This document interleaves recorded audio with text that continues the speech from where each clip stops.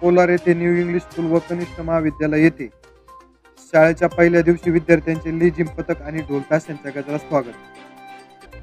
जून महिना उजाडला की विद्यार्थ्यांना शाळेचे वेध लागतात। 2 महिन्यांच्या सुट्टीनंतर कधी एकदा शाळेत जातो, मित्रमैत्रिणींना भेटतो, सुट्टीत केलेली मजा सांगतो, एकत्र डबा खातो, असं प्रत्येक विद्यार्थ्याला वाटत असतं। शाळेचा पहिला दिवस म्हणजे नव्या युनिफॉर्म सोबत नवे मित्र, नव्या शिक्षकांची भेट, यामुळे विद्यार्थ्यांमध्ये एक उत्साह असतो।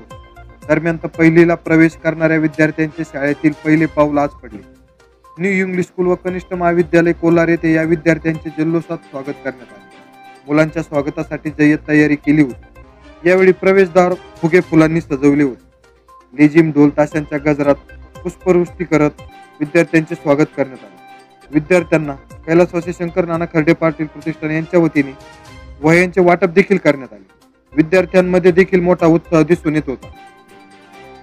शाळेतही अनेक मुलांचा पहिला दिवस होता। यावेळी अनेक मान्यवरांसह पत्रकार बंधू देखील मोठ्या संख्येने उपस्थित होते।